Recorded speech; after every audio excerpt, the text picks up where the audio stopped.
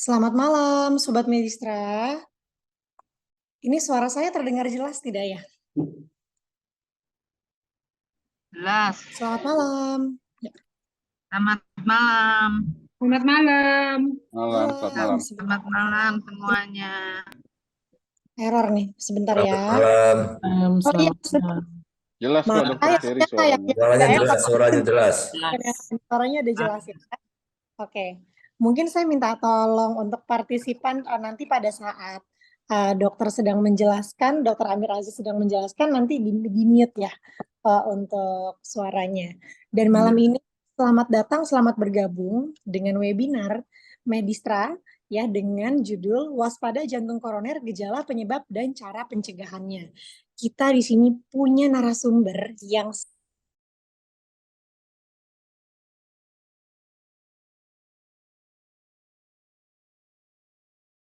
Maaf suaranya enggak jelas Dokter Cherry. Di mute. Oh ya, ini sudah, maaf. Sudah jelas ya? Sudah jelas ya? Oke, selamat malam Dokter Amir, selamat malam para peserta. Malam ini selamat datang di webinar Waspada Jantung Koroner, Gejala, Penyebab, dan Cara Pencegahannya. Kita ada narasumber, kali ini Dokter Amir Aziz Al-Khatiri, spesialis jantung pembuluh darah, konsultan. Selamat malam semuanya, selamat malam dokter. Selamat malam, Dokter Cherry. Selamat malam semua yang hadir, Bapak Ibu sekalian. Terima kasih dok. Nah sebelum kita mulai mungkin saya mau share sedikit mengenai CV-nya Dokter Amir. Boleh sebentar ya. Oh, belum jadi host ternyata. Boleh mungkin dibantu Mas Adit untuk CV-nya.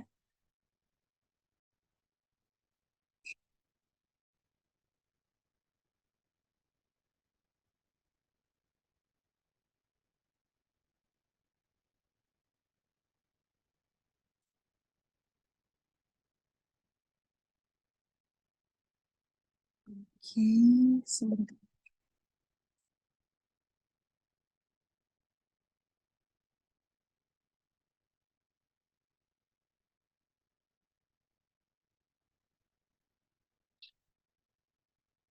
Oke, ini dia. Terima kasih Mas Adit untuk bantuannya nih. Banyak ada tim-tim yang sedang, tim-tim Medistra yang sedang standby nih kebetulan. Jadinya saya banyak dibantu juga. Terima kasih untuk tim marketing Medistra.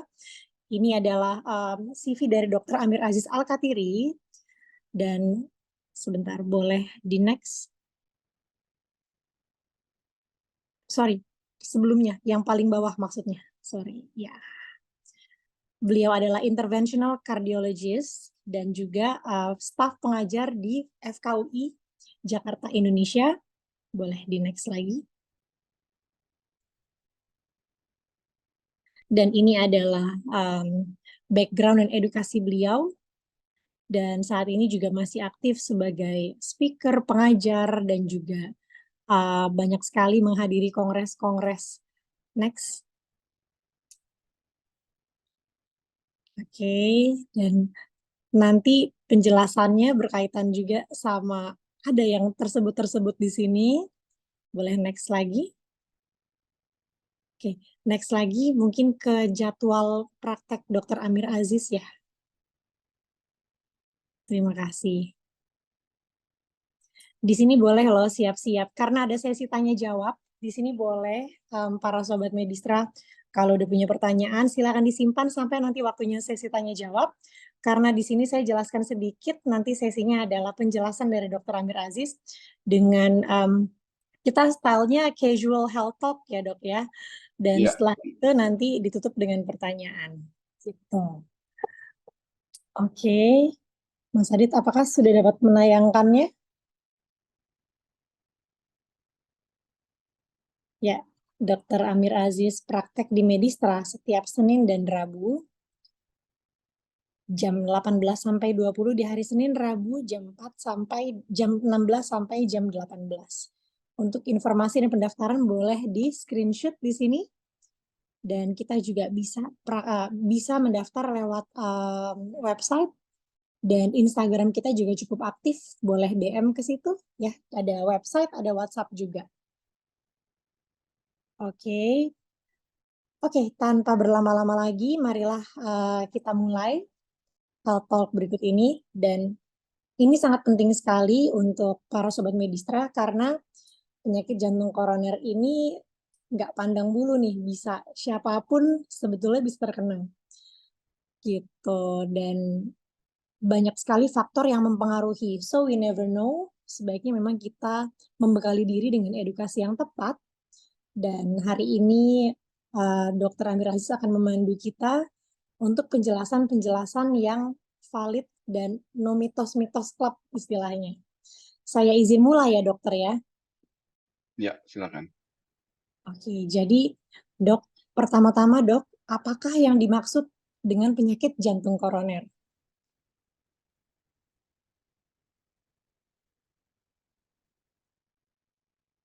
Ya, oke. Jadi mungkin Dokter Sherry saya jawab dulu. Nanti setelah itu mungkin saya sampaikan slide saya gitu ya, Dokter Sherry ya. Dipersilahkan dokter. Iya.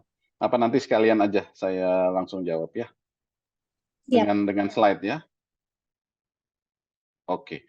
Ya, saya mulai aja. Assalamualaikum warahmatullahi wabarakatuh. Selamat malam. Salam sejahtera untuk semua ya. Dan tentu selamat Idul Adha ya bagi yang merayakan. Pada malam hari ini saya akan share sedikit mengenai penyakit jantung koroner.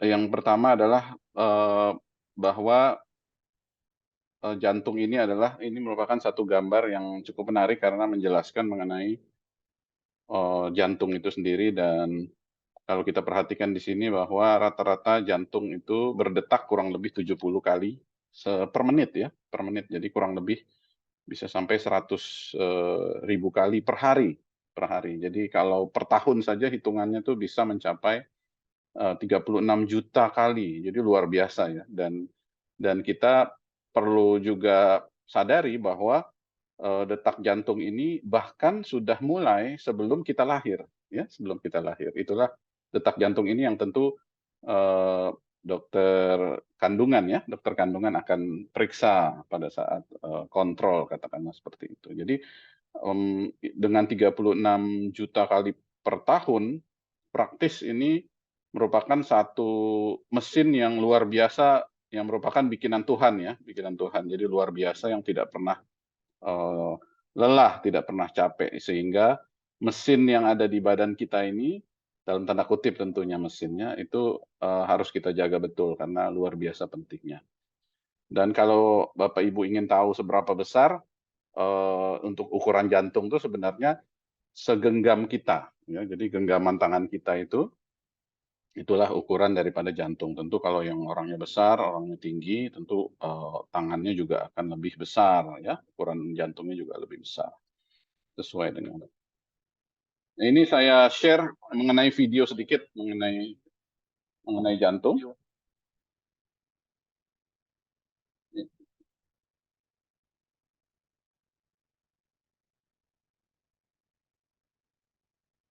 Ya, ya,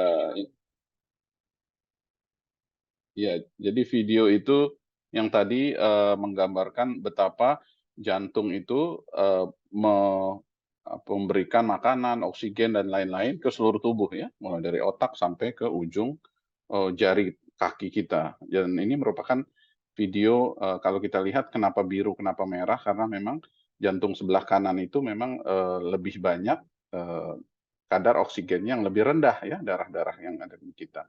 Sedangkan yang sebelah kiri dia memompahkan darah yang kaya akan oksigen. Itu mengapa darahnya itu berwarna merah ya. Tentu nanti ada banyak-banyak kelainan jantung bawaan yang menyebabkan jantung ini darah ini tercampur ya, kiri sama kanan. Apakah karena kebocoran ya, itu bisa juga terjadi. Dan kalau kita perhatikan di sini, penyakit jantung atau kardiovaskuler ini secara internasional itu bukan hanya di Indonesia ya, tapi di Indonesia juga jadi masalah. Ini penyebab nomor satu kematian. Ya, penyebab kematian nomor satu. Jadi bukan, kalau Bapak Ibu perhatikan di bagian bawah ini, nomor 2 cancer ya, nomor 3 itu penyakit respirasi, dan kemudian penyakit-penyakit lain. Jadi nomor 1 masih menjadi permasalahan itu adalah CVD ini, atau cardiovascular disease, di mana stroke diantaranya. Ya. Jadi kalau jenis-jenis penyakit jantung itu banyak sekali ya Bapak Ibu sekalian ya. Jadi kalau Ibu ingin tahu itu luar biasa banyak, apakah itu yang disebut sebagai heart failure atau gagal jantung, misalnya jantungnya bengkak atau besar, atau juga misalnya ada kelainan katup jantung ya. Kalau bagian atas ini Bapak Ibu bisa lihat bahwa itu kelainan katup jantung, apakah katupnya sempit atau katupnya bocor ya. Dan di sini juga gangguan irama jantung, bisa juga iramanya tidak teratur, ya. Dan juga penyakit-penyakit jantung bawaan, ya, misalnya pada bayi ataupun pada anak-anak. Dan penyakit penyebab sakit jantung ini tentu macam-macam, ya. Penyakit jantung macam-macam. Kalau di sini kita perhatikan ada faktor genetik, faktor lingkungan, ya, makanan, dan juga diabetes, darah tinggi, rokok, ya, dan juga lain-lain. Dan tentu kalau kita bicara mengenai gejala, ini nanti sekalian aja ya Dokter Cherry ya, saya jelaskan kalau ada yang kurang jelas nanti tentu saya tidak akan bicara terlalu lama, mungkin 15-20 menit, setelah itu kita akan diskusi ya, tanya jawab. Jadi secara umum, iya, Bapak Ibu kan suka nanya gejala penyakit jantung tuh apa aja sih? Nah, itu macam-macam ya, bisa juga sakit dada, ya, bisa sesak nafas, bisa berdebar, bisa pingsan atau hampir pingsan bisa juga ya. Walaupun pingsan ini biasanya juga penyakit dari penyakit saraf bisa juga. Nah, ini ada video yang menggambarkan bahwa koroner kita bisa sampai seperti ini ya, penyumbatan. Kalau yang disebut penyumbatan itu seperti ini ya Bapak Ibu ya. Jadi di dalam ya dia bisa menumpuk dengan waktu ya. Kenapa dia mudah membentuk? Karena pembuluh darah kita itu rusak, bisa rusak karena faktor-faktor peradangan dari rokok, nikotin dan lain-lain. Itu setelah itu baru kemudian muncullah kumpulan daripada kolesterol yang menumpuk gitu. Jadi rokok itu bekerja dengan cara merusak atau yang kita sebut sebagai endothelial dysfunction. Jadi pembuluh darah itu rusak dia. Karena rusak dia kemudian muncullah kemampuan untuk mengumpulkan kolesterol di darah yang kemudian menumpuk di situ. Ya. Jadi untuk deteksi dini pasien tanpa gejala pun dapat memiliki penyakit jantung. Itu makanya perlunya medical check up ya untuk tahu. Dan tentu kalau ditanya kapan mulai medical check up ya sedini mungkin. Biasanya sih rata-rata di atas 40 tahun ya, usia 40 tahun. Nah, ini tentu gaya hidup yang penting. Rokok terutama ya di Indonesia masih jadi masalah ya. Dan juga makanan tentunya. Dan kalau kita perhatikan juga beberapa hal ini juga penting, tekanan darah ya. Tekanan darah juga sangat penting saya kira. Dan banyak orang bertanya kira-kira tekanan darah itu yang normal tuh yang setinggi apa? Itu biasanya di bawah 140, di bawah 90 ya. Jadi sistolnya 140, kalau diastolnya di bawah 90. Kolesterol gitu juga ya. Kolesterol yang disarankan tentunya berbeda-beda. Kok bisa berbeda-beda? Karena faktor resiko kita juga beda-beda. Ada orang yang memang belum pernah ada masalah jantung, ada orang yang sudah pernah pasang cincin atau bypass, itu ada yang ada masalah jantung plus diabetes, itu target daripada LDL-nya itu berbeda-beda ya. Panduan internasional itu menyatakan the lower the better ya. Jadi makin rendah kolesterol makin baik. Kalau pasien diabetes katakanlah yang ada penyakit jantung koroner berapa? Ini termasuk very high risk ya, atau sangat tinggi itu harus di bawah bahkan 55 ya milimeter. Dokter Cherry masih monitor? Masih dokter. Oke. Siap 86. Ya, jadi untuk gula juga seperti itu ya. Kita tidak mau gula terlalu tinggi. Jadi saya kira ini penting. Panca usaha ini dari Yayasan Jantung ya, bahwa panca usaha jantung sehat, seimbangkan gizi, nyahkan rokok, hadapi dan atasi stres, awasi tekanan darah ya, dan juga berolahraga. Jadi ini saya kira ini pertanyaan berikutnya nih Dokter Cherry ya, biasanya gimana sih mendeteksi penyakit jantung? Jadi penyakit jantung itu dari pemeriksaan fisik tentunya ya, harus diperiksa di dokter biar ketahuan. Mulai dari stetoskop yang paling sederhana, mulai dari chest X-ray ataupun ronsen ya, CT scan, dalam hal ini CT scan koroner, echocardiogram ataupun USG jantung, blood test ya, dan juga stress test. Stress test ini treadmill test ya, dan juga yang agak sophisticated misalnya adalah cardiac catheterization dan juga MRI misalnya ya. Yang mana semua fasilitas itu sudah tersedia ya di Rumah Sakit Medistra ya, Dokter Cherry ya. Sudah lengkap sekali. Betul, Dok. Dan ini misalnya kalau EKG, rekam jantung tuh yang sebelah kiri. Sebelah kiri, yang kanan ini adalah echo atau USG jantung. Ya. Dan kalau kateterisasi ya adalah satu pemeriksaan sebenarnya. Jadi kalau kateterisasi sebenarnya tidak identik dengan ring ya, ring atau cincin. Tapi kateterisasi jantung itu adalah sebenarnya awalnya adalah satu diagnostik. Jadi kita pemeriksa melalui tangan. Ini salah satu pasien saya yang saya kerjakan beberapa tahun lalu dan sering juga kita kerjakan seperti ini. Adalah semua sudah lewat tangan. Kebetulan ini kasusnya agak kompleks. Jadi kita harus menggunakan dua sumber ya, atau dua akses kita nyebutnya. Dan kita bahkan bisa lakukan lewat dua tangan, kanan dan kiri ya, kalau kita perhatikan yang kanan. Dan yang kiri itu bahkan dari distal radial. Coba kalau kita perhatikan tuh dekat jempol malah. Ini sudah jauh di bawah.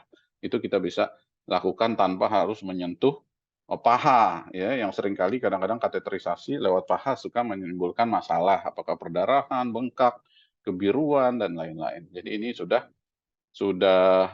menjadi standar sekarang ya di seluruh dunia saya kira untuk melalui tangan kateterisasi, baik itu kebetulan pasien ini kateterisasi dan juga pemasangan cincin pada kasus yang kompleks sehingga kita memerlukan dua akses kanan dan kiri.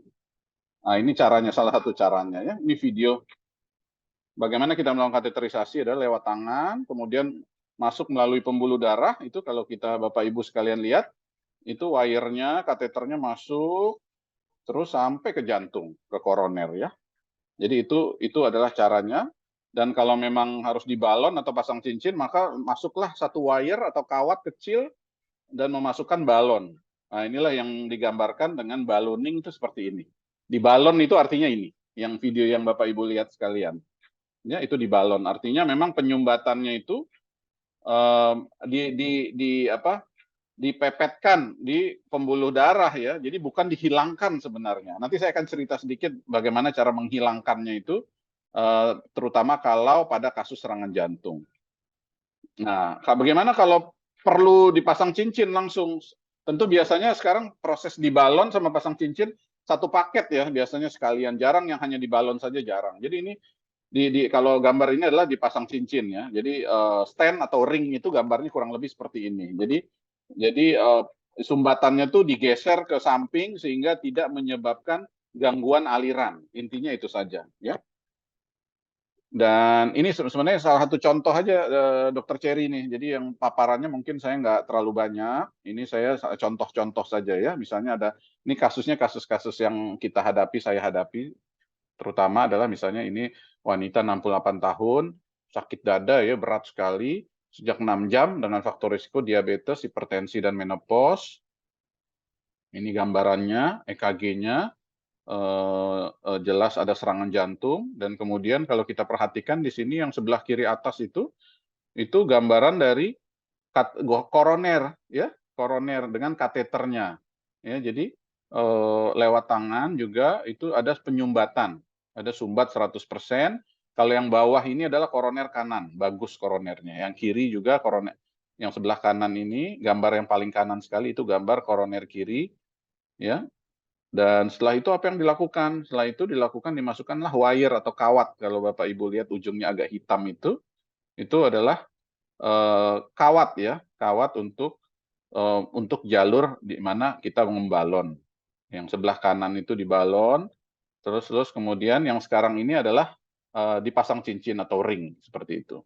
Nanti Bapak Ibu bisa lihat afternya. Nah, ini final result-nya atau setelah dilakukan, maka Bapak Ibu bisa lihat bahwa memang gambarnya atau koronernya lancar kembali. Ya, ini bisa dilakukan cepat sekali pada kasus-kasus yang serangan jantung. Ya, itu biasanya dilakukan 24 jam bahkan ya. Jadi tidak mengenal waktu. Kasus yang kedua misalnya ini saya mau gambarkan kasus yang sulit, dia bukan serangan jantung tapi memang sakit dada terus. Pada kasus diabetes, bagaimana teknologi sekarang itu sudah masuk ke dalam bagaimana cara kita menangani penyakit jantung. Jadi ini pasien ini sakit dada, faktor risiko diabetes lama kebetulan dan sudah pernah pasang cincin sebelumnya.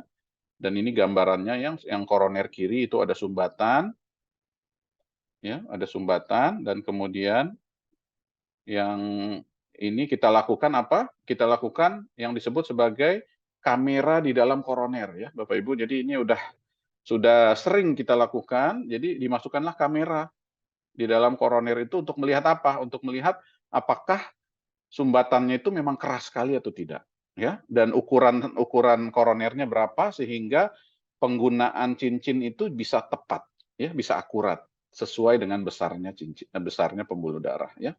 Jadi ini merupakan era yang disebut sebagai precision medicine. Jadi kedokteran presisi. Jadi semuanya tuh harus akurat, harus jelas, harus pasti. Itu makanya sudah sekarang dilakukan pada pemasangan cincin biasanya kita melakukan juga dengan menggunakan iFuse ya ataupun kamera. Kasus ini kita kerjakan yang sebelah kiri pasang satu cincin, yang sebelah kanan itu paling kanan jelas ya cincinnya itu panjang ya. Dan ini merupakan kemudian dibalon kembali dan ini merupakan final result-nya. Sebelah kanan bagus, sebelah kiri ya.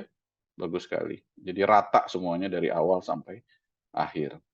Terus bagaimana dengan yang kanan? Ini yang sangat problematik karena ini sumbatannya panjang sekali, ya, pengapuran dan juga sumbat hampir 100% atau bahkan 100% nih, ya. Jadi yang kita lakukan adalah wire kita atau kawat kita harus struggle untuk sampai ke ujung. Ini tidak mudah karena sumbat 100% dan pengapuran, tapi kita berhasil sampai ke ujung, kemudian kita membalon. Ini supaya Bapak Ibu dapat gambaran saja kira-kira kalau di kateter, di balon, pasang cincin itu seperti apa sih? Atau bahkan nih saya mau gambarkan bahwa sebenarnya teknologi sudah lama sekali, yaitu di bor. Ini yang disebut di bor tuh gambar ini, ya. Biasanya jarang dari Bapak Ibu yang awam melihat langsung gambar di bor nih, ya ini saya sampaikan. Ini salah satu pasien yang kita kerjakan. Jadi di bor itu adalah kalau memang pengapurannya itu sudah luar biasa yang nggak bisa pakai balon biasa. Balonnya bahkan pecah bisa. Ya. Itu pakai alat ini. Tentu nggak bisa semua pembuluh di bor dan lain tidak bisa. Kalau sudah sangat parah sekali tentu ada indikasi juga untuk yang disebut operasi bypass ya. Operasi bypass. Jadi nggak bisa semuanya dipasang cincin. Kebetulan pasien ini sebenarnya ada indikasi bypass tapi betul-betul menolak ya, betul-betul menolak sehingga kita coba untuk dipasang dan alhamdulillah berhasil ya. Jadi dengan menggunakan bor tadi. Nah ini final resultnya ya sebelah kiri. Dan yang kanan ini saya ingin sampaikan bahwa kita lakukan pengukuran dengan iFuse tadi. Nah, kalau Bapak Ibu lihat before and after ya, kiri dan kanan coba perhatikan. Jadi yang kiri ini sumbatnya panjang sekali, yang kanan tuh sudah besar sekali ya. Koroner kanannya tuh. Memang koroner kanan pasien ini memang besar sekali ya. Jadi akhirnya pasien ini juga jauh lebih perbaikan kalau dari segi keluhan. Terus yang ini juga contoh, jadi banyak sekali contoh-contoh ya karena permasalahan koroner ini banyak sekali. Ini misalnya koroner saya sampaikan ini IFR. IFR itu adalah satu teknologi juga, ini sudah ada juga tentu di rumah sakit ya, Medistra. Adalah satu pemeriksaan untuk menilai apakah satu sumbatan itu memang benar-benar bermakna atau tidak. Ya, jadi ini sangat secara objektif. Biasanya dokter akan menggunakan mata saja, kalau sumbat 70%, 80% langsung pasang cincin, tapi kalau ini dia menggunakan IFR itu. Jadi satu teknologi untuk menyatakan bahwa apakah satu sumbatan itu betul-betul bermakna atau tidak. Perlu nggak sih dipasang cincin gitu. Jadi ini bisa menggunakan seperti ini. Jadi ada yang pada kasus ini ada yang dipakai, ada yang tidak. Terus juga ini walaupun di luar koroner ini Dokter Cherry sedikit saja ya, bahkan ada kelainan-kelainan katup yang memang kita bisa kerjakan tanpa operasi ya. Misalnya kayak ini mitral stenosis, sumbat katupnya tuh sempit ya, itu bisa dibalon bahkan untuk dilebarkan. Ya, ini masih banyak kasusnya di Indonesia. Kalau yang kanan ini adalah TAVI. TAVI itu aortic stenosis, aortanya tuh sumbat ya, aortanya sumbat dan kemudian kita bisa terutama pada usia-usia tua bisa melakukan TAVI ya, TAVI untuk dilebarkan. Jadi tanpa operasi. Ya tentu tidak semua orang bisa dilakukan, harus case by case dan harus dinilai juga sebelumnya. Ya, Bapak Ibu sekalian, mungkin ini slide terakhir saya, Dr. Cherry. Jadi memang kalau ditanya berapa macam sih penyakit jantung, tentu banyak sekali macamnya ya. Dan gejalanya terutama adalah yang utama sakit dada, sesak, berdebar, pingsan, tapi ini makanya tentu harus diperiksa supaya jelas apakah memang keluhan sakit dada sesaknya itu dari jantung ya. Karena bisa juga dari paru, bisa juga dari lambung, mungkin ada sakit mah ya, kembung perutnya, jadi seakan-akan sesak nafas. Bisa juga berdebar juga. Jadi bisa macam-macam. Dan tentu pencegahan sakit jantung ini yang utama ya, dengan menjaga kesehatan dan medical check up itu penting sekali, terutama yang di atas 40 tahun. Dan berbagai terapi pilihan terapi sakit jantung mutakhir itu sudah ada semua. Di Medistra terutama saya kira sudah tersedia ya, dan tentu ini sangat membantu pasien untuk mengatasi masalah-masalahnya ya, terutama penyakit jantung koroner ini.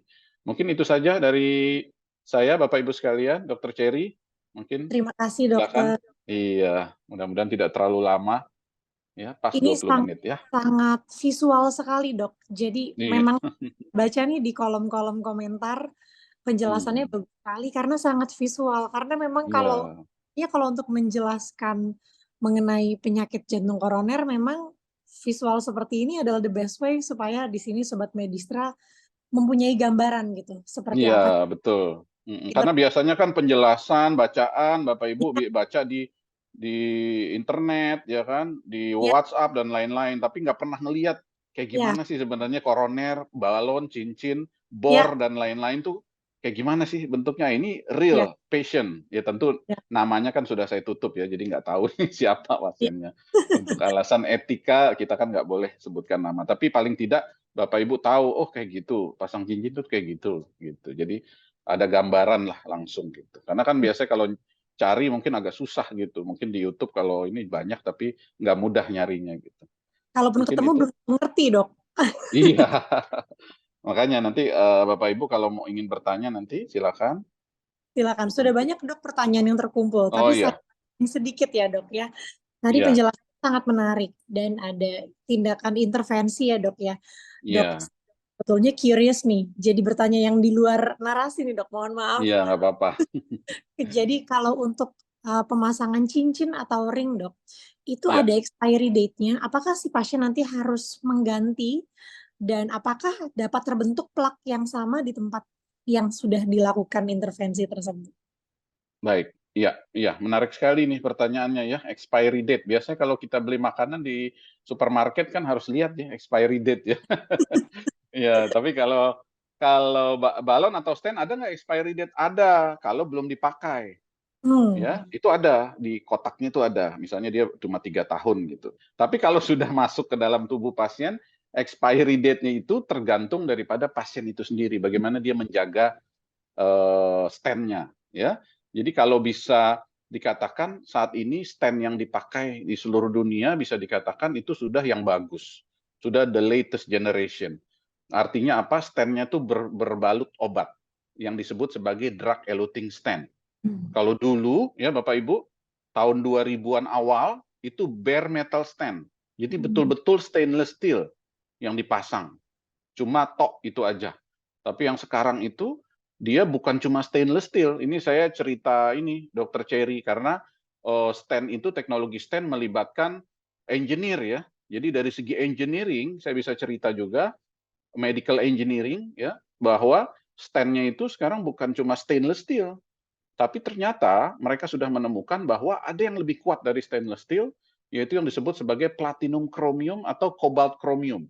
Nah, itu ada. Jadi dia bisa bikin lebih tipis lagi, tapi lebih kuat dari stainless steel. Nah, itu makanya stand sekarang tuh makin lama makin tipis dan sudah bersalut obat.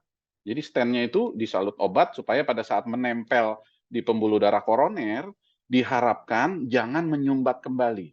Gitu, diharapkan loh, jangan menyumbat kembali. Tapi kalau setelah pasang cincin obatnya nggak diminum ya kan, terus makannya juga bebas, rokoknya balik lagi ya kan, nah itu ceritanya beda lagi ya, karena tentu harus di maintenance ya, harus di maintenance. Jadi walaupun saya selalu beritahu, walaupun kita beli mobil Eropa terbaru, tapi kalau nggak pernah masuk bengkel, ya jangan salahkan mobilnya, karena mobilnya sudah bagus gitu, cuma nggak di servis gitu. Kalau bisa di maintenance supaya tetap bagus. Banyak kok pasien-pasien kita yang sudah pasang 10-15 tahun udah nggak ada keluhan apa-apa lagi karena memang betul-betul bisa menjaga. Ada juga yang baru setahun 2 tahun, ya.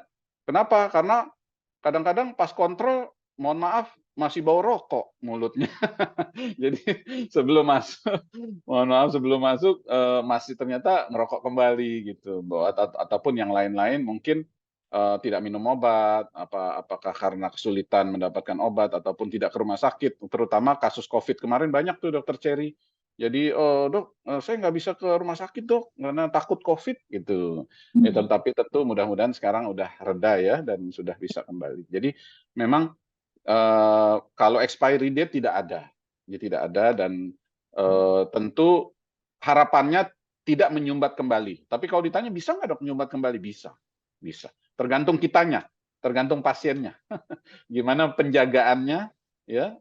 Kalau bagus, kolesterolnya bagus terus, ya kan, tensinya bagus terus, biasanya awet, nggak ada masalah, gitu. Karena stent sekarang bagus-bagus. Itu Dokter Cherry. Jadi terima Monggo kasih. kalau ada pertanyaan Jadi lagi. untuk penjagaan lifestyle itu tetap harus dijaga. Yes, Bukan that's the display main thing. bisa That's the menyelamatkan main nyawa thing. ya, Dok, ya. Itu utamanya, itu utamanya. Iya. Betul. Insightful sekali dok, saya langsung pengen hidup sehat juga nih mendengarnya. Iya, iya. Oke, Monggo silakan. saya izin nih dok, mau Itu lihat. banyak tuh di chat ya.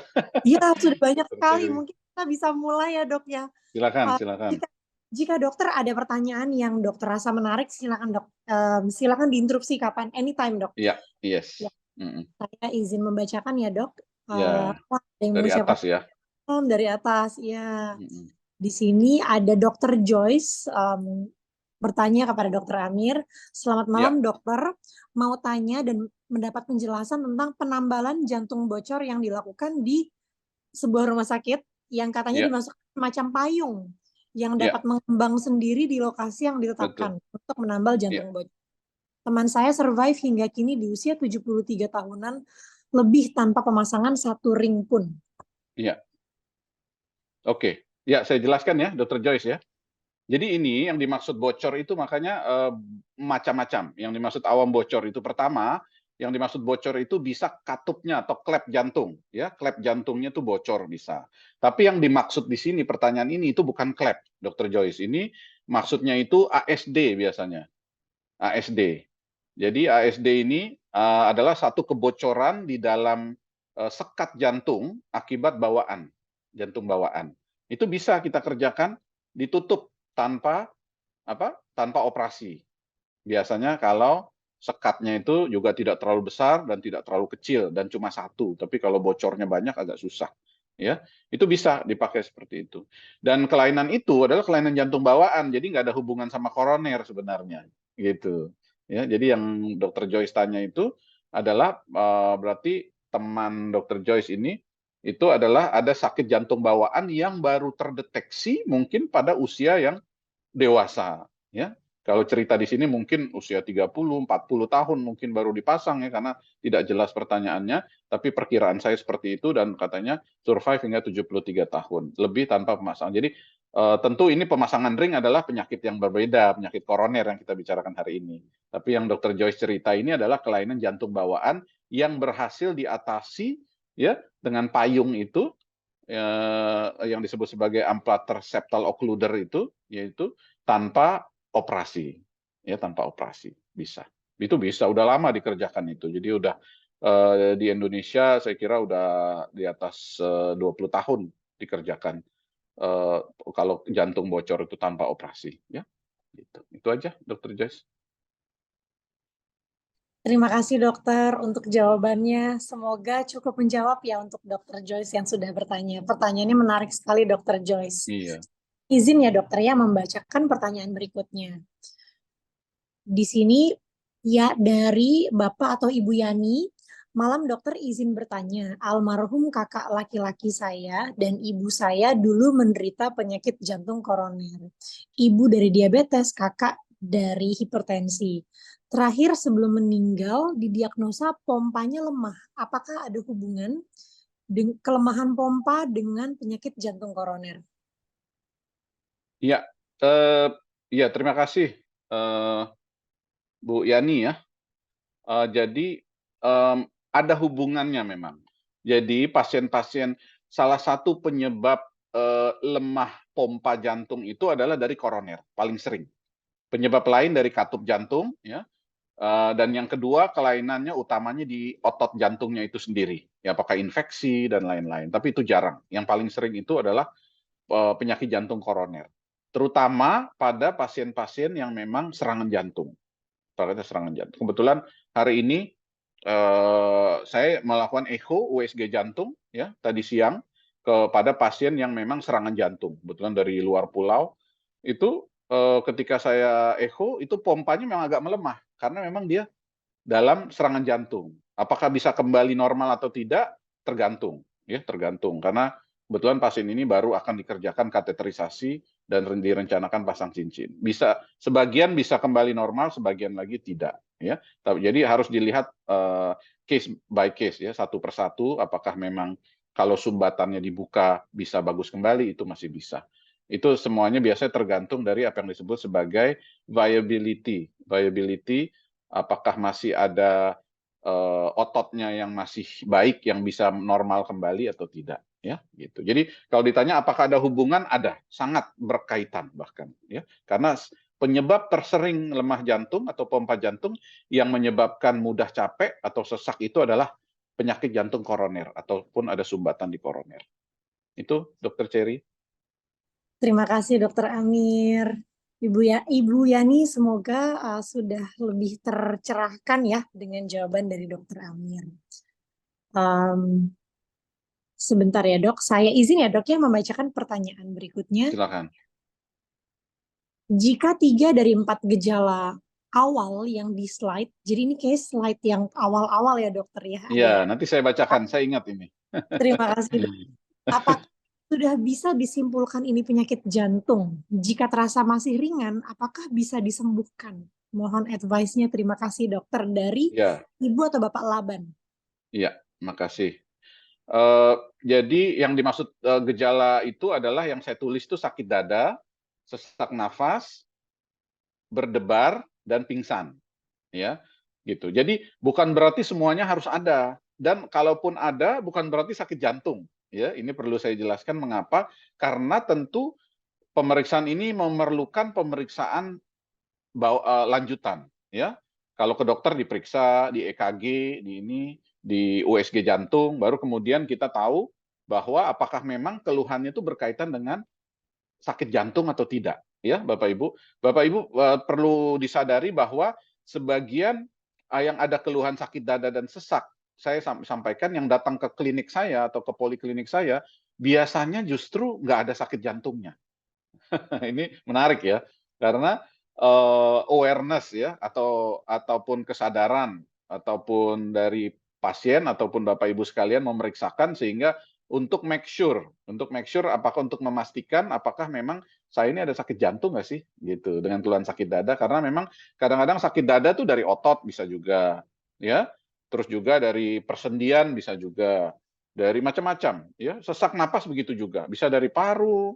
Apakah infeksi paru, apakah penyakit paru obstruktif kronis, PPOK karena rokok, karena nafasnya apakah karena asma, atau enggak bisa juga karena apa, yang sering juga ya, ini Dr. Cherry adalah GERD, ya, GERD ataupun kelainan lambung. ya, kembung. Karena gini, saya bisa cerita sedikit, kalau kelainan lambung yang sehingga yang kita sebut bloated stomach, jadi yang perutnya tuh kayak kembung gitu, begah begitu, itu biasa dia menekan diafragma atau batas jantung atau paru ya. Dia karena dia menekan, itu paru-paru itu terdesak sehingga nafas kita pendek. Jadi tarik nafas nggak sampai gitu nafasnya. Itu karena lambung biasanya. Itu bisa juga. Jadi itu makanya perlunya ke dokter itu untuk memastikan ini benar nggak sih ada sakit jantung gitu. Begitu pula berdebar. Berdebar kan bisa macam-macam, ya kan? Bisa ada masalah hidup, masalah macam-macam ya. Itu juga berdebar ya kan. Terus juga katanya akhir bulan juga berdebar ya, Dokter Cherry ya, Bapak Ibu. Kalau awal bulan hilang gitu. Berdebarnya bisa juga ya kan, atau pingsan atau rasa mau pingsan tuh bisa macam-macam juga, apa nggak sarapan ataukah ada masalah saraf yang lain bisa juga. Jadi ini Bapak atau Ibu Laban ini itu perlunya untuk diperiksakan ke dokter untuk memastikan. Baru kemudian saya bisa jawab pertanyaan di bawahnya. Mungkinkah bisa disembuhkan? Nah, itu mesti dipastikan dulu nih Bapak Ibu ya. Apakah ini ada penyakit jantung atau tidak? Jangan-jangan bukan gitu ya. Jadi penting sekali untuk memeriksakan ke dokter untuk memastikan apakah ada sakit jantung atau tidak. Ya, itu Dokter Cherry. Terima kasih Dokter Amir. Saya jadi teringat betul nih Pak atau Ibu Laban, memang penting sekali untuk memeriksakan karena dulu saya pernah jaga gitu beberapa kali pasiennya datang dengan keluhan berdebar-debar habis minum kopi yang ujung-ujungnya dirujuk ke dokter spesialis jantung. Jadinya memang sangat penting untuk memeriksakan. Kadang-kadang pasiennya Ya, datang betul.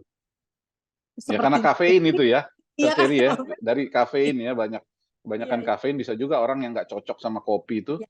biasanya walaupun kopi itu sendiri, nah ini cerita tersendiri nih Dokter Cherry. Oh, emang kopi itu bahaya ya gitu.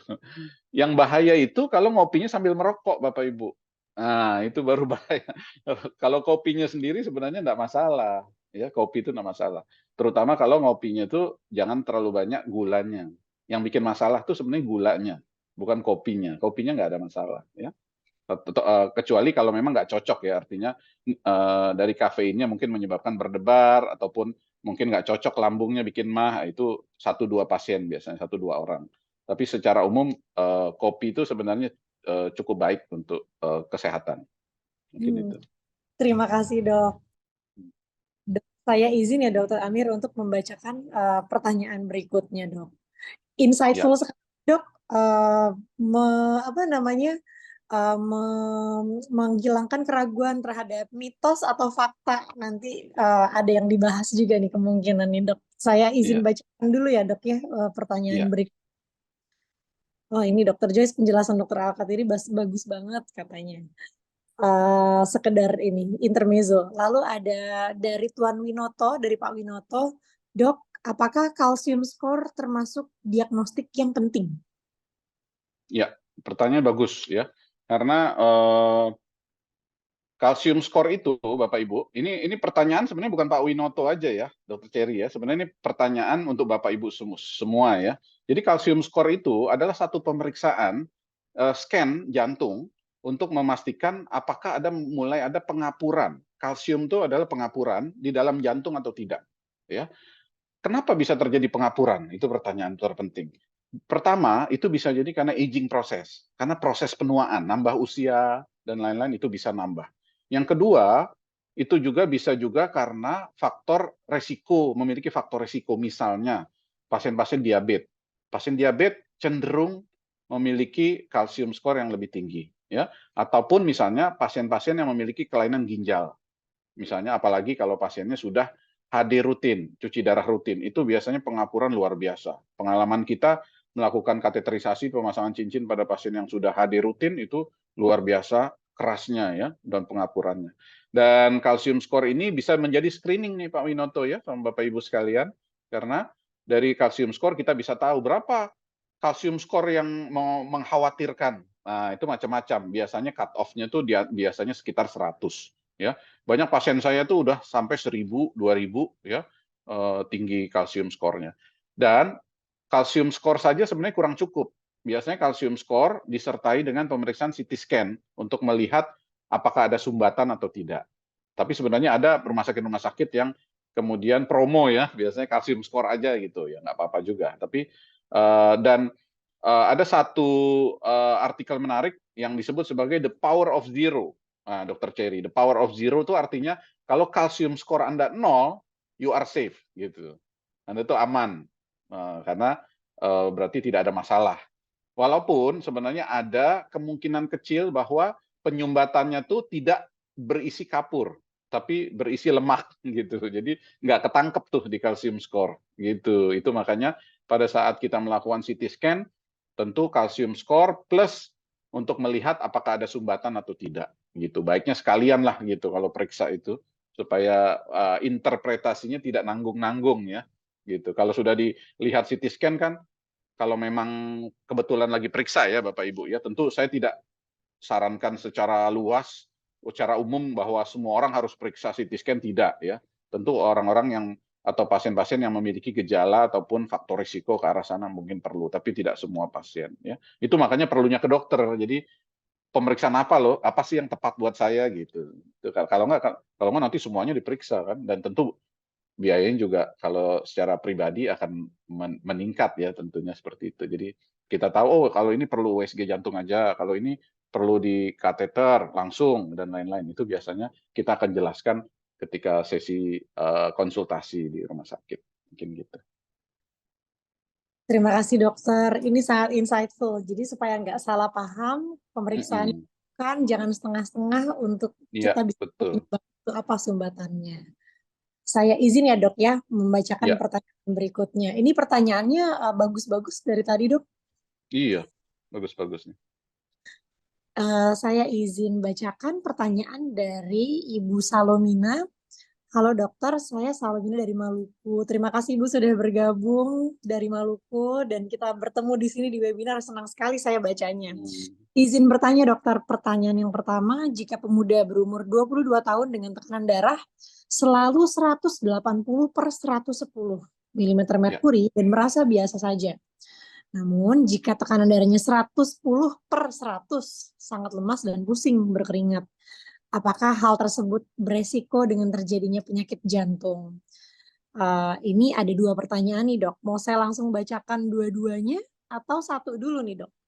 Boleh satu-satu dulu biar nggak lupa ya. Siap, itu Baik. pertama, dok. Jadi ya yang pertama, hipertensi atau hypertension itu dalam literatur kedokteran disebut silent killer, Bapak Ibu sekalian. Bukan untuk menakut-nakuti ya, tapi kadangkala bahayanya hipertensi dan atau diabetes itu karena memang ketika tinggi tidak ada keluhan. Tidak ada keluhan. Jadi sebagian besar orang yang hipertensi yang tensinya tinggi sebenarnya tidak ada keluhan. Jadi kalau ada keluhan nyeri tengkuk dan lain-lain itu jarang. Dan biasanya ada di iklan TV aja. Nih Dokter Cherry ya, atau di sinetron biasanya gitu. Tapi sebagian besar itu justru tidak bergejala. Itu makanya dia berbahaya atau yang disebut sebagai silent killer. Karena ketika dia tinggi terus, maka dia itu beresiko komplikasi. Contohnya apa? Komplikasi stroke, komplikasi dan lain-lain. Dan tentu ini menjadi perhatian nih dari penanya dari Maluku ya, bahwa pemuda 20 tahun selalu tensi 180/110. Ini harus dicek tentu ya, karena tidak wajar usia sekian tensinya sampai setinggi itu. Apakah ada masalah ginjal, apakah dan lain-lain, itu harus dicek ya, betul-betul harus dicek lengkap ya, karena kita tidak mau terkena stroke atau serangan jantung di usia muda. Bahaya sekali 22 tahun 180. Untuk sekian tahun itu bisa bermasalah baik ginjalnya dan lain-lain. Dan satu hal nih Dokter Cherry, Bapak Ibu sekalian, yang seringkali di masyarakat itu adalah, wah ini harus minum obat terus ini 180/110. Apa nggak rusak ginjalnya? Nah, ini pertanyaan menarik juga ini ya. Saya nggak mau lah nanti ketergantungan gitu. Itu pasien kita banyak seperti itu. Bapak Ibu, kalau tensi dipertahankan 180/110 itu justru berbahaya untuk ginjal. Salah satu komplikasinya adalah chronic kidney disease atau penyakit ginjal kronis. Itu bahaya. Jadi justru obat-obat yang diberikan itu dalam rangka supaya ginjalnya jangan rusak pada kasus ini. Begitu pula pada kasus yang diabetes, tensi gula darah 300, 400, diberikan obat supaya ginjalnya itu tidak rusak. Kalau Bapak Ibu survei di rumah sakit yang ada cuci darah, ya HD, hemodialisa, dan juga statistik di literatur, ternyata penyebab nomor 1 mengapa orang sampai cuci darah itu sebenarnya bukan batu ginjal, ya, tapi apa? Diabetes, gitu. Jadi harus hati-hati bahwa apalagi dengan 22 tahun dengan TNI 180 itu harus diturunkan.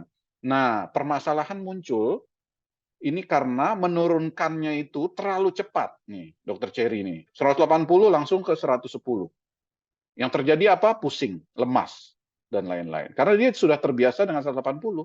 Tapi jangan dibiasakan. Dia terbiasa, tapi jangan dibiasakan. Dia harus diturunkan secara perlahan. Ya, obat perlahan dari 180, dicek lagi, dikasih obat, nanti 160, 150, kasih obat lagi sampai mungkin 130, 120. Itu butuh beberapa minggu, nggak bisa sehari langsung maunya tensi normal tuh nggak bisa, susah. Bisa sih bisa, obatnya banyak dan efeknya lemas jadinya, gitu. Jadi dia harus harus pelan-pelan, ya. Mungkin caranya nih Ibu atau Bapak harus pelan-pelan kalau menurunkan, ya nggak bisa terlalu cepat. Pertanyaan nomor 2 dan 3 ya, Dokter Cherry ya. Apa saya langsung baca aja ini di sini ya? Oh, Saya juga dokter bisa baca nih. bisa ya dok ya? Apakah seorang itu sudah terbiasa dengan tensi 100/90 atau 90 Ya. jika tekanan darah menjadi merasa nyeri kepala? Bisa juga. Bapak Ibu, kalau tensi Bapak Ibu 100/70 atau 100/80 dan tidak ada keluhan dan tidak ada masalah medis, nggak ada masalah.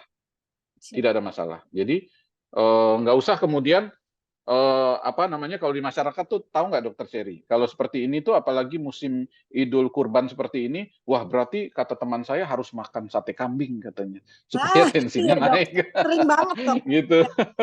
Nah ini momennya pas ini. Ya. Enggak seperti itu, biar aja. Iya, kalau memang dia 100/70 tensi Bapak Ibu, dan tidak ada keluhan, ya, dan tidak ada masalah medis lain, nggak apa-apa, biar aja. Ya, berarti orang itu memang sudah terbiasa dengan tensi rendah. Asal tidak ada keluhan, itu saja. Kalau keluhannya lemas, keluhannya pusing, nah itu lain cerita. Berarti kita mesti cari tahu kenapa dia rendah tuh. Apakah obatnya terlalu ini dan lain-lain. Karena kadang-kadang beberapa obat yang tidak bersangkut paut dengan hipertensi itu memiliki efek menurunkan tensi. Nah, misalnya nih Bapak-bapak ya, ada prostat. Itu obat-obat prostat itu sebagian itu memiliki menurunkan tensi. Jadi harus ini waspada juga ya, terutama pada Bapak atau Bapak yang memang tensinya baseline-nya itu atau dasarnya memang sudah rendah. Minum itu tambah rendah nanti gitu. Jadi harus dikonsultasikan dulu ya. Itu makanya kalau misalnya konsultasi ke saya misalnya, saya harus selalu tanya nih, Bapak Ibu selain minum obat ini, minum obat yang apa? Sebagian pasien nggak bicara tuh, nggak menyampaikan. Pokoknya ini urusan jantung obat ini aja dok. Bukan, saya mau tahu yang Bapak minum atau Ibu minum apa. Karena ada interaksi obat, ada efek lain juga dan lain-lain ya, itu makanya perlu tahu kita. Gitu ya. Jadi kalau tensi memang agak rendah, mungkin normal untuk orang itu. Jadi tiap orang berbeda-beda ya. Jadi nggak usah dipaksakan tensinya dinaikkan jadi 120/80, nggak usah kalau memang nggak ada keluhan ya. Oke, lanjut ya Dokter Cherry ya. Lanjut ya dok, ada pertanyaan ketiga. Jika telah dipasang ring, apakah ini sudah ya tadi dok ya? Udah, apakah bisa terjadi sumbatan? Bisa. Ya, bisa kalau tidak jaga diri bisa ya. Walaupun sekarang ringnya udah bagus-bagus ya. Atau minum obatnya mungkin kurang teratur atau kurang pas gitu ya. Itu saja. Terima kasih dok. Dok, saya izin ya dok, karena keterbatasan waktu mungkin 2 pertanyaan. Nah, diseleksi aja. Ya, saya seleksi ya dok ya. Ini sebentar. Dari Ibu Erni, selamat malam dokter. Pola hidup dan pola makan yang bagaimana untuk mencegah sakit jantung dan ada pantangan-pantangan apa ya untuk yang sakit jantung? Maaf kalau sudah dijelaskan, saya terlambat mas. Terima kasih. Menarik dok, karena memang tadi dokter kan menjelaskan check up, lalu betul. ada berbagai macam, bisa balik lagi kalau gaya hidupnya seperti demikian. Iya, betul. Lifestyle itu penting sekali ya. dari makanan, ya kan? Dan misalnya makanan gorengan ya, selalu bertanya boleh nggak gorengan? Sebenarnya tidak ada larangan secara khusus gorengan tuh misalnya yang dilarang tuh sebenarnya misalnya gorengan dari yang tidak di rumah ya. Kadang-kadang kan kalau di rumah kita agak selektif ya, minyaknya, frekuensi pemakaiannya, ya kan, dan lain-lain. Tapi kalau di luar kan kita nggak tahu ya, itu minyaknya bagaimana dan lain-lain. Jadi itu kadang-kadang jadi isu juga ya, kalau kalau makan makanan di luar. Dan juga kolesterol, makanan kolesterol dan lain-lain. Kalau sesekali mungkin nggak ada masalah ya, tapi kalau terlalu sering ya. Jadi kalau ingin sesuatu itu sebenarnya saya lebih cenderung tidak melarang saklek kepada pasien itu terhadap beberapa makanan atau minuman ya. Tapi lebih kepada jumlahnya dan frekuensinya gitu. Kalau mau banget ya silakan, tapi ya janganlah terlalu sering kan gitu ya. Karena kadang-kadang nggak bisa tahan lagi ataupun ada event misalnya wedding dan lain-lain kan misalnya seperti itu. Yang penting kan frekuensinya. Dan Bapak Ibu, yang penting itu adalah yang saya sebut sebagai know your numbers. Know your numbers itu artinya apa? Mengetahui nilai angka kita, bukan nomor rumah, your home numbers bukan, atau mobile numbers bukan. Tapi your numbers itu adalah tensi Bapak apa Ibu berapa. Nah, sekarang aja mungkin ditanya masing-masing. Kalau tensi Bapak Ibu berapa? Misalnya saya mau tahu.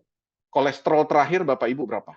Gula darah terakhir Bapak Ibu berapa? Nah, coba bertanya masing-masing. Kalau belum tahu, berarti harus dicek gitu. Tapi kalau udah tahu, alhamdulillah bagus. Artinya, oh sudah bulan kemarin bagus semua. Nah, itu oke. Gitu. Yang sering terjadi adalah kita merasa fine-fine saja sehingga tidak periksa gitu. Nggak mesti di rumah sakit sih. Kalau Bapak Ibu mau ke lab langsung silakan aja gitu ya untuk memastikan. Tapi maksud saya adalah know your numbers itu penting Bapak Ibu secara berkala.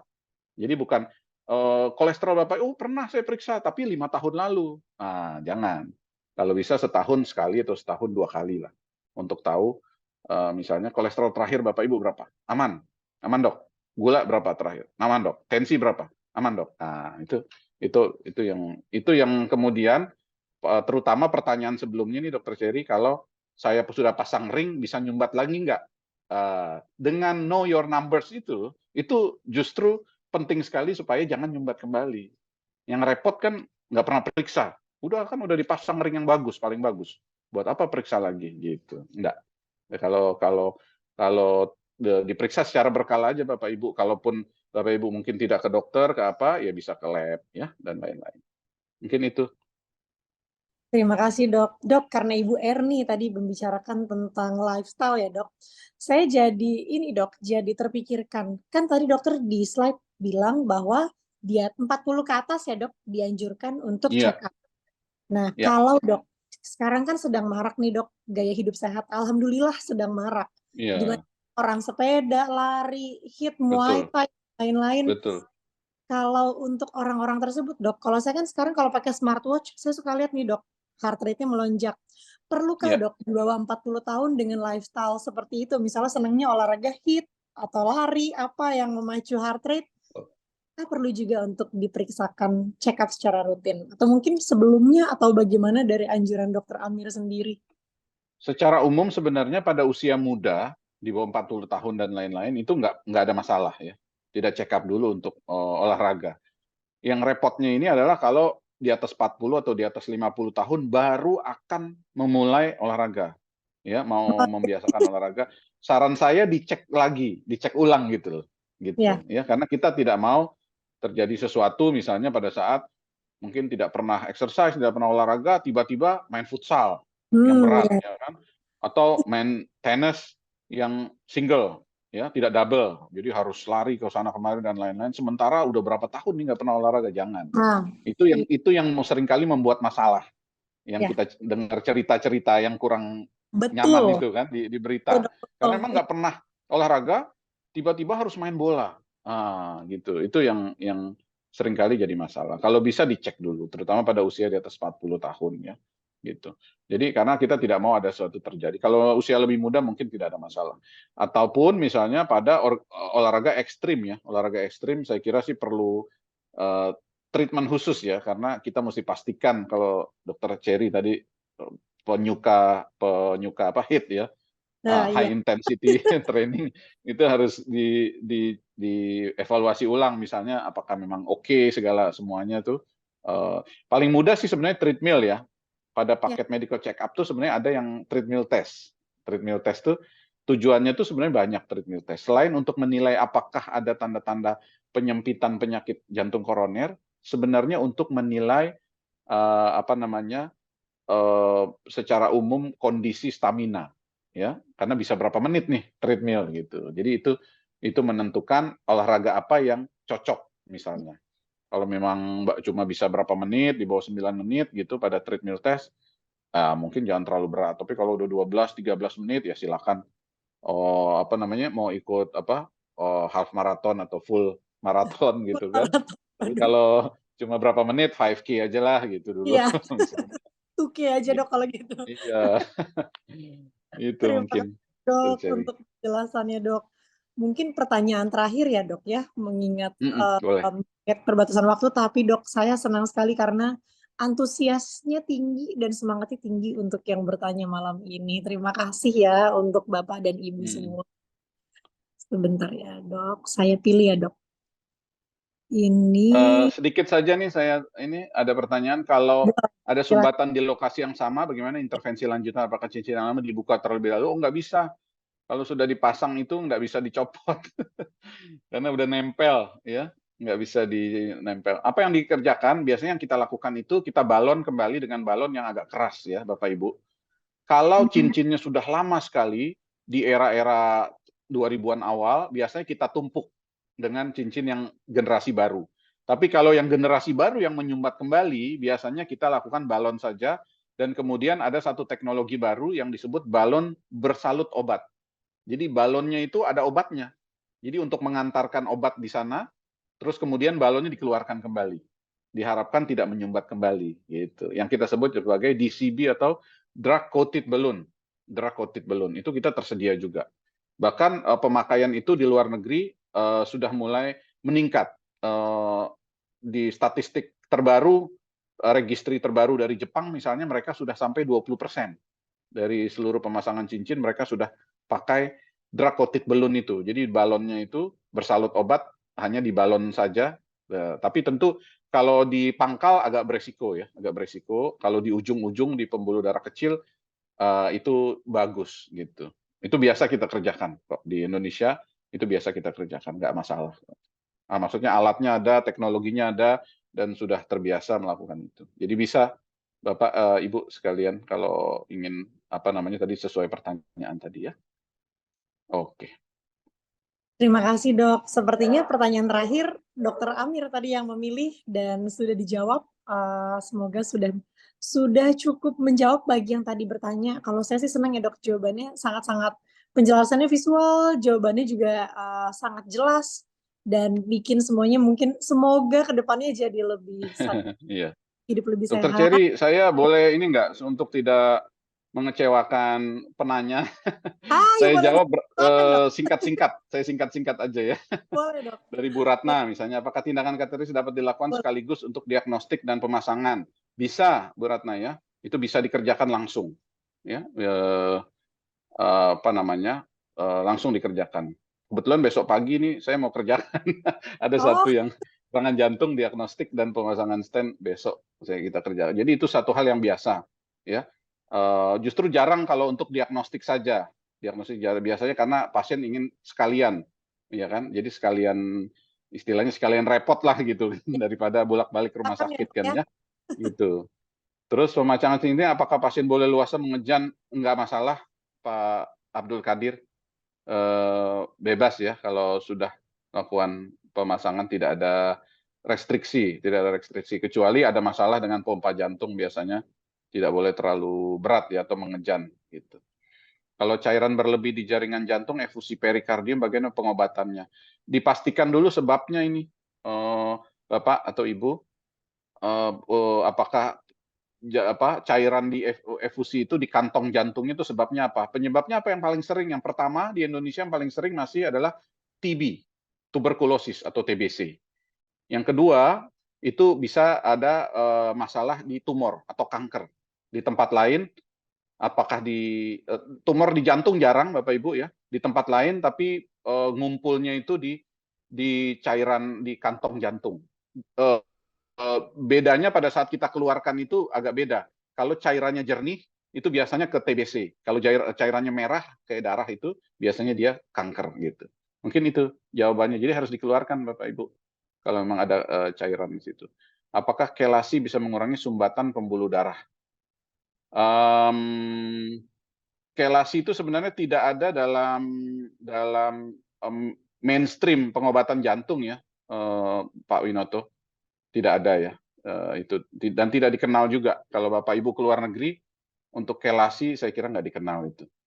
Mungkin di Indonesia ada juga rumah sakit yang itu, tapi saya tidak recommended juga lah, karena memang kita tidak tahu apakah sebenarnya ada hoax itu ya, Dokter Cherry ya. Sayang kita iya. belum bisa Ada menayangkan. mau dijelaskan singkat atau saya sih sudah siap semuanya? Iya. Kalau pasien kembali bekerja setelah pemasangan operasi ring, kebetulan pasien bekerja di site jauh dari rumah sakit dan lebih banyak bekerja di lapangan dibanding kapan bisa kembali. Kan bisa Biasanya cepat nih, Pak Sadam ya, Pak Sadam Haki itu nggak ada masalah kalau pemasangan ring, biasanya dalam 1 minggu udah bisa kerja kembali tuh, ya, tidak ada Jadi masalah. takut kalau mau Iya, cepat kok, karena lukanya kecil kan, terutama di tangan tuh lukanya kayak apa istilahnya digigit semut, digigit nyamuk, nggak terlalu kelihatan ya. Apalagi pulangnya pakai Hansaplast aja tuh di tangan, biasanya nggak terlalu bermasalah. Jika hasil tes ApoB dan CRP apakah masih perlu medical check up? Iya, tetap perlu.